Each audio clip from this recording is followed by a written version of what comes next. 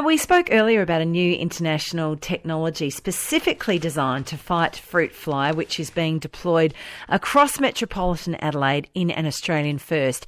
In just a moment, we'll be talking to the man behind that technology, Dr. Nimrod Israeli. There's also a handy button that lets you listen to the local ABC radio station closest to the emergency. abc.net.au/emergency. Save it in your favourites now and keep listening to ABC Radio, your emergency broadcaster.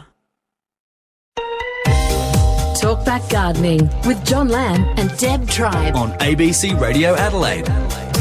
South Australia's campaign to control fruit fly is about to be turbocharged. Apart from male sterile flies being dropped over the suburbs during spring, we're about to see a trial which will involve new technology in terms of what's termed a free-dome fruit fly lure. And it was developed by Dr. Nimrod Israeli in Israel, and he's an ecologist specialising in fruit fly control, and he's here at the moment in South Australia, and he's agreed to give us a few minutes on Talkback Gardening. So thank you very much for your time, Dr.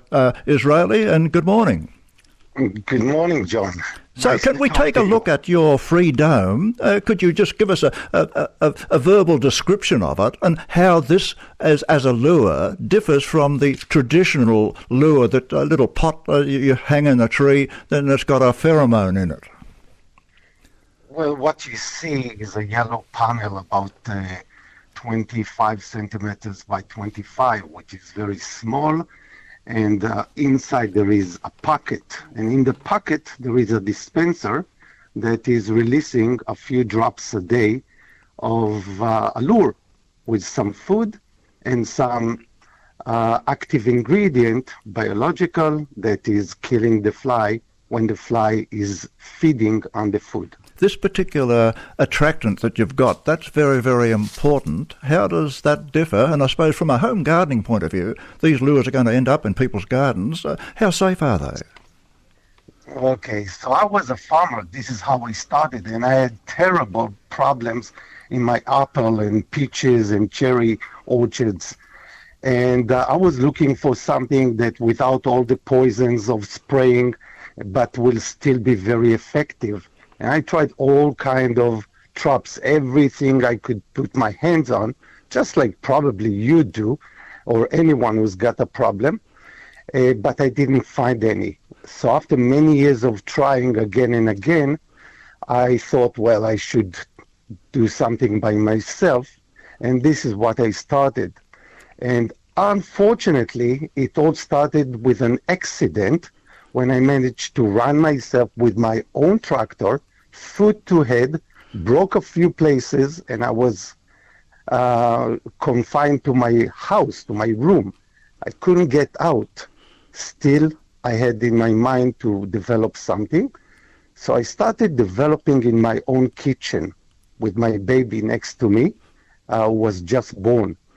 And one thing I had in mind, it must be so safe for me, for my family, for my baby, and of course, if it is safe for us in the kitchen, it will be safe for me as a farmer and for the consumers and everybody else. Well, I understand so this is your... how it started. Okay, so this is your intellectual property, so I won't ask you to tell us exactly what it is. But the important thing is it attracts the fruit fly, and presumably having attracted the fruit fly, it then kills it.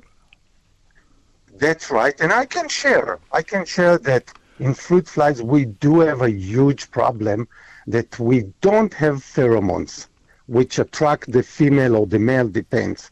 And this is a handicap. And the way we get over it is by attracting them to food lures. And in our case, we practically use food, real food. If you eat it, nothing will happen to you. It's healthy. So, I mean, don't eat it, but nothing will happen to you. So this is the way we do. This is the few drops that we are releasing every day is really food. Could I come in on that particular point? It's the because a lure sort of comes in and then there's too much lure and then it fades away. It's the system that you have developed of the distribution of the attractant that is probably important. Could you just very briefly describe how that is and why it's important? What a wonderful question that you raised. This is the most critical because in nature, the most powerful thing there is lure, is something that is attracting. Unlike many people believe that it is poison, no. Lure can attract you from a distance, and a poison will just kill you if you stand on it or eat it. Now, what is the problem with lures? Right now, when we release lure, think of the lure of the smell, that this trick that you put in the car. At the beginning, it is stinking. It is too much. It releases too much, and then it is repelling. Not good. The same goes with insects. When you release too much, it's not good. When you release too little, it's not good. You need a fixed amount all the time. And unlike the open traps that releases at the beginning a lot and at the end nothing, here each drop contains the same amount of smell, and that is the magic, because you get the same smell from day one and then many months after. And by the way, when you walk by it, you won't smell a thing, even if you stick it. Maybe if you stick your nose to it, maybe you will smell something. The other area, I suppose, we should also consider with lures. Sometimes they attract the target, but they also attract non-targets, the beneficials. What's the likelihood that this might actually bring in some of the goodies as well? Oh, another good question, because as a farmer, entomologist, ecologist, the first thing I wanted, of course, is to kill the target, but then to keep the rest of the insects, whether they are good or bad. I didn't want to touch anything. So in fact, this case, we know from 21 years that it repels bees, for example. We know that non-target insects do not stand on it.